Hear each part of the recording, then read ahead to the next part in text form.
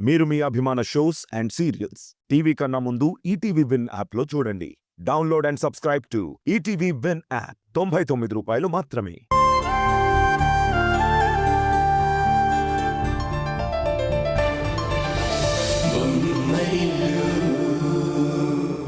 చీచి కొంతమంది మనుషులు చూడ్డానికి మాత్రమే మాణిక్యాల్లా కనిపిస్తారు, మనసులు మాత్రం మట్టి గడ్డలే. అలాంటి వాళ్ళని చూస్తూ ఉంటేనే నాకు అసహ్యం వేస్తుంది. ఎవరి గురించక్క అంత చిరాకు పడుతున్నావు? ఇంకెవరి గురించి? ఈ ఇంటి చిన్న కోడలుందిగా, శ్రీ శ్రీ శ్రీ ఉషా మేడం. ఇప్పుడు ఉషా ఏం చేసిందక్క? ఎందుకులే, ఏమన్నా అన్నానంటే మళ్ళీ అన్నానని అందరూ నా మీద పడతారు. ఎందుకు వచ్చిన గొడవ? పర్వాలేదక్క, చెప్పు ఏమైంది? నీకు మూడ్ స్వింగ్స్ అట, ఎప్పుడు ఒకేలా ఉండవట, తిక్కు తిక్కగా ప్రవర్తిస్తూ ఉంటావట, ఊరికే కోపం వచ్చేస్తుందట, అంతలోనే చిరాకు వచ్చేస్తుందట. నిన్నేదో చిన్నప్పటి నుంచి చూసి నీ మీద పుస్తకం రాసినట్టు మాట్లాడుతుందా ఉషా. ఉషా నా గురించి ఎందుకలా మాట్లాడుతుంది? ఆ మాటలన్నీ నా దగ్గర మీ ఆయన దగ్గర అన్నా బాగుండేది, పోయి పోయి ఆ పని మనిషి దగ్గర అంటోంది. చీచి పని వాళ్ళ దగ్గర నీ పరువు తీసిందనుకో. ఉషా నా గురించి అలా మాట్లాడదక్క. ఉషా గురించి చెప్తే నువ్వు ఇలాగే మాట్లాడతావని నాకు తెలుసు. ఉండు, నీకిప్పుడే నిరూపిస్తాను. దుర్గా, దుర్గా,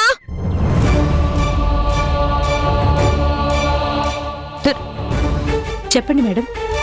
వచ్చింది కదా, నువ్వే అడుగు. ఏమైంది మేడం?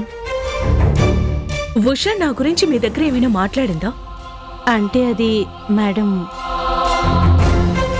పాపం వీళ్ళని అడిగితే వీళ్ళేం చెప్తారు? తిరిగి తిరిగి వీళ్ల మీదకి వస్తుందేమో అని భయపడుతున్నారు. ఇందులో భయపడ్డానికి ఏముంది మేడం? ఉషా మేడం ఏం చెప్పారో అది చెప్తే సరిపోతుంది కదా. ఓ, అంత ధైర్యం ఉంటే చెప్పు మరి. హారిక తిక్కతిక్కగా ప్రవర్తిస్తుందని మీతో అంది కదా, ఊరికే నీ మీద కోప్పడుతుందని, చీటికి మాటికి చిరాకు పడుతుందని నీతో చెప్పింది కదా, చెప్పవే మరి. మేడం, నిజానికి ఉషా మేడం మాతో మాట్లాడింది. హారిక గురించి ఉషా నీ దగ్గర ఎంత చెడ్డగా మాట్లాడింది. అలా మాట్లాడడం తప్పు కదా. అక్క, దుర్గా ఏదో చెప్తుంది కదా, చెప్పనివ్వు. అది తను మాత్రం ఏం చెప్తుంది హారిక? అదే కదా నేను చెప్తుంది. మేడం, నన్ను ఒకసారి మాట్లాడినిస్తారా? అది మేడం, ఉషా మేడం చెప్పింది. ఉషా ఏం చెప్పింది? మేడం, అది అసలు ఏమైందంటే, దుర్గా, నేను అడిగిన దానికి మాత్రమే సమాధానం చెప్పు. హారికకి మూడ్ స్వింగ్స్ ఉన్నాయి అని చెప్పిందా లేదా? అంటే మేడం, అది తను అన్న సందర్భం. నేను అడిగిన దానికి మాత్రమే సమాధానం చెప్పు. హారికకి మూడ్ స్వింగ్స్ ఉన్నాయని ఉషా చెప్పిందా లేదా? చెప్పారు మేడం. సరే, నువ్వు ఇక వెళ్ళొచ్చు.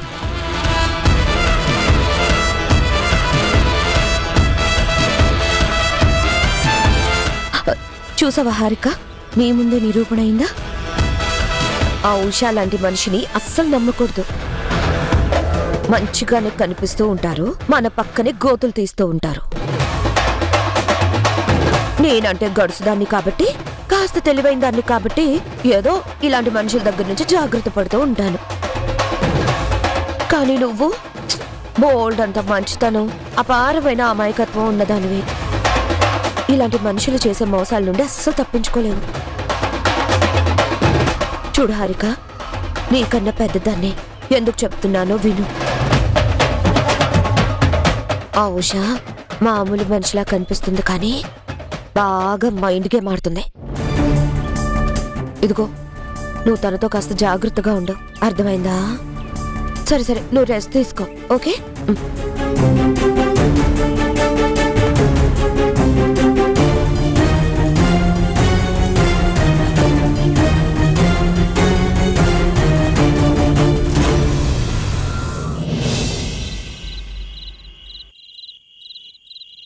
ఉషా, ఉషా, ఏంటి బావగారు?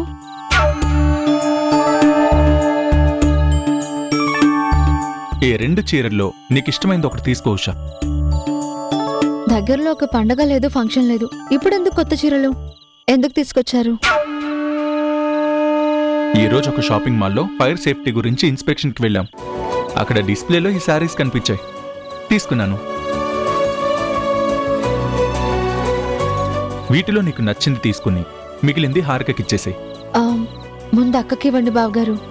అక్కకి ఇష్టమైంది తీసుకున్నాక మిగిలింది నేను తీసుకుంటాను. అబ్బో, మరదల మీద తరుణ్కి ప్రేమ బానే పొంగిపోతోంది.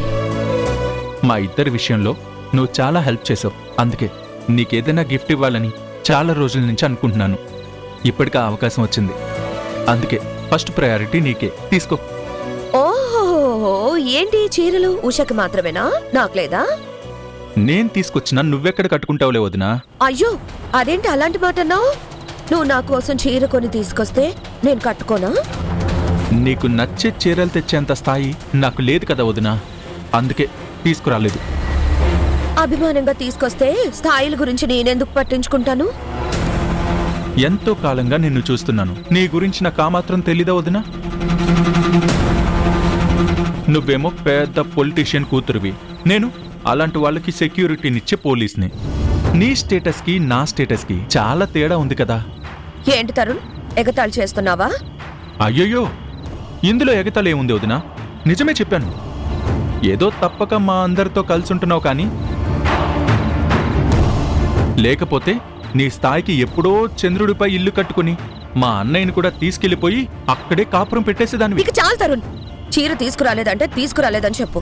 ఇవ్వడం ఇష్టం లేకపోతే ఇవ్వడం ఇష్టం లేదని చెప్పు. అంతేగాని మరీ ఇంత ఎగతాళి ఏం అవసరం లేదు. ఉషా, నీకు నచ్చిన చీర నువ్వు తీసుకో. అలాగే బావగారు.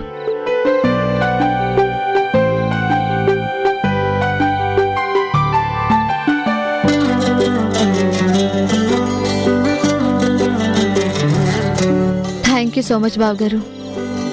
నువ్వు చేసిందాంతో పోలిస్తే ఇదెంతా చెప్పు. నువ్వు చేసిన దాన్ని గుర్తు చేసుకుంటే నేను రోజుకొకసారి నీకు థ్యాంక్స్ చెప్పాలి. అంతగా నేనేం చేశాను బావగారు?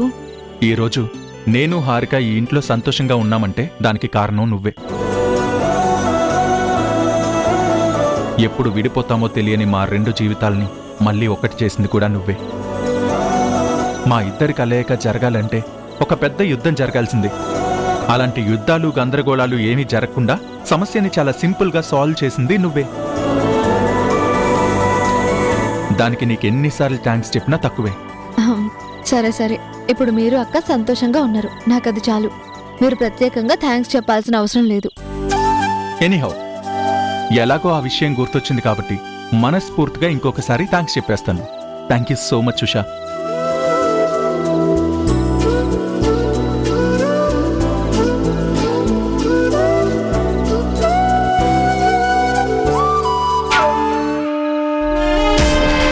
తగిలెట్టడానికి కావలసిన ఒక్కొక్క కట్టె పుల్లని నేను ఏరి పెట్టుకుంటున్నాను. ఈ కుటుంబంలో త్వరలో రాబోయే అగ్ని ప్రమాదాన్ని ఎదుర్కోవడానికి సిద్ధంగా ఉండాలి.